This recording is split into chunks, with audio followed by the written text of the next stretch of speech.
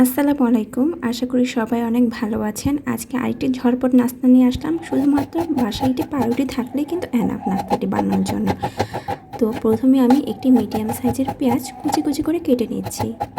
তারপর একটি রসুনের কোয়া নিয়ে সেটা কেটে নিচ্ছি কুচি কুচি করে। আপনারা চাইলে রসুনের কোয়ার পরিমাণটি বাড়িয়েও দিতে পারেন। আমি এখানে একটি নিয়েছি। এটাকে সুন্দর করে কুচি কুচি করে কেটে দিচ্ছি।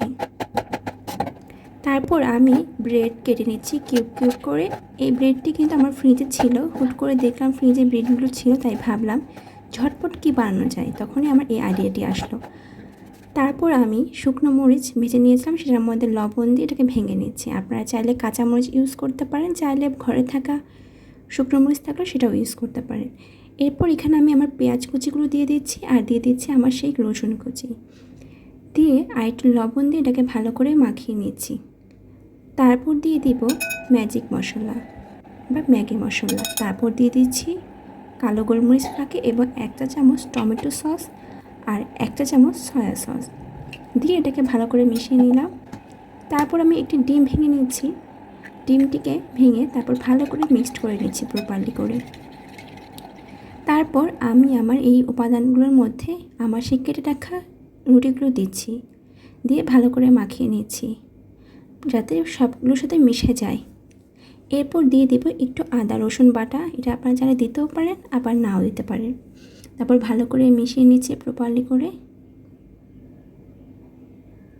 তারপর একটি প্যান চুলায় দিয়ে সেটায় তেল দিয়ে দিচ্ছি। তেলটি ভালো করে গরম করে নিচ্ছি। অবশ্যই তেলটাকে ভালো করে গরম করে তারপর আপনি ভাজবেন, কারণ কি তেল যদি ভালো মতন গরম না হয় তাহলে কিন্তু কড়াইয়ের সাথে লেগে যাওয়ার সম্ভাবনা থাকে। তো এইভাবে একটি একটি করে একটু ফাঁকা ফাঁকা করে ছোটো ছোটো করে দিচ্ছি আমি। এই ঘরে থাকা ব্রেডগুলো দিয়ে কিন্তু খুব সহজে এটি মজাদার নাস্তা আপনারা বানিয়ে ফেলতে পারেন, যা বড় থেকে ছোট সবারই খেতে খুবই ভালো লাগবে। সন্ধ্যায় বা বিকালে তো আমাদের মনেই চাই কিছু না কিছু খেতে, তো এইগুলো কিন্তু ঘরে থাকা উপাদান দিয়ে বানিয়ে ফেলতে পারবেন, আর কোনো এক্সট্রা উপাদান লাগছে না। বাসায় শুধু পাউরুটি থাকলেই এনাফ। এরপর দেখুন আমি সবগুলোকে ব্রাউন কালার ভেজে নিয়েছি। তারপর এগুলোকে সার্ভ করে নিয়েছি এবং আমি একটু ভেঙে দেখাচ্ছি ভিতরটা কেমন হয়েছে। এটা কিন্তু খেতে বেশ মজাদার হয়েছিল। আপনারাও বাসায় অবশ্যই ট্রাই করে দেখবেন এবং আমাকে জানাবেন।